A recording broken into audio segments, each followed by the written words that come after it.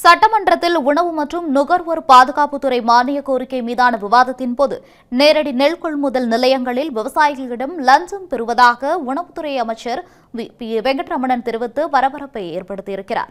விவசாயிகளிடம் நெல் மூட்டைக்கு லஞ்சம் பெறப்படுவதாக எழுந்த புகார்கள் குறித்து அவையில் விவாதிக்கப்பட்டது. அப்போது முந்தைய ஆட்சிக் காலத்தில் நெல் கொள்முதல் சிறப்பாக நடைபெற்றதாக திமுக உறுப்பினர்கள் தெரிவித்தனர். இதற்கு பதிலளித்த அமைச்சர் நேரடி நெல் கொள்முதல் நிலையங்களில் லஞ்சம் பெறப்படுவதாக கூறப்படும் புகார்கள் குறித்து குறிப்பிட்டார்.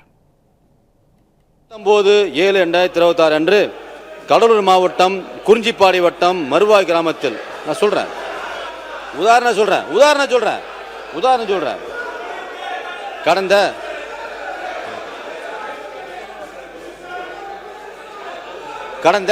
19/7/2026 அன்று கடலூர் குறிஞ்சிப்பாடி வட்டம் மருவாய் கிராமத்தில் இயங்கி வரும் நேரடி நெல் கொள்முதல் நிலையத்திற்கு நான் நேரில் சென்று ஆய்வு மேற்கொண்ட போது விவசாயிகளிடமிருந்து மூட்டைக்கு 50 ரூபாய் வீதம் உணவுத்துறைக்கு கொஞ்சம் இருங்க, நீங்க மட்டும் பேசு.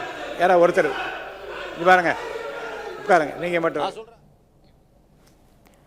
முந்தைய திமுக ஆட்சியை விமர்சிக்கும் வகையில் அமைச்சரின் கருத்துக்கள் அமைந்ததாக கூறி திமுக உறுப்பினர்கள் கடும் எதிர்ப்பு தெரிவித்தனர். மாண்புமிகு கூட்டுறவுத்துறை அமைச்சர் அவர்கள், உணவுத்துறை அமைச்சர் அவர்கள் நெல் கொள்முதல் நிலையங்களில் கடந்த ஆட்சியில் 50 ரூபாய் 60 ரூபாய் லஞ்சம் பெறுகிறார்கள் என்று பதிவு செய்திருக்கிறார்.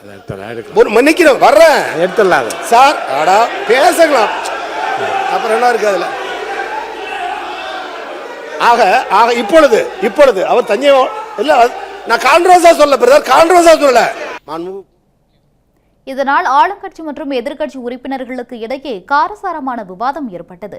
இரு தரப்பினரும் மாறி மாறி எதிர்ப்பு தெரிவித்ததால் சட்டப்பேரவையில் சிறிது நேரம் கூச்சலும் குழப்பமும் நிலவியது.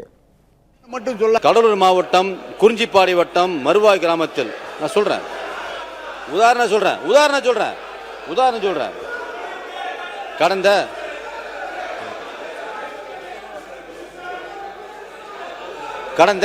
19/7/2026 அன்று கடலூர் குறிஞ்சிப்பாடி வட்டம் மருவாய் கிராமத்தில் இயங்கி வரும் நேரடி நெல் கொள்முதல் நிலையத்திற்கு நான் நேரில் சென்று ஆய்வு மேற்கொண்ட போது விவசாயிகளிடமிருந்து மூட்டைக்கு 50 ரூபாய் வீதம் உணவுத்துறைக்கு கொஞ்சம் இருங்க, நீங்க மட்டும் பேசு. யாரா ஒருத்தர். கடலூர் மாவட்டம்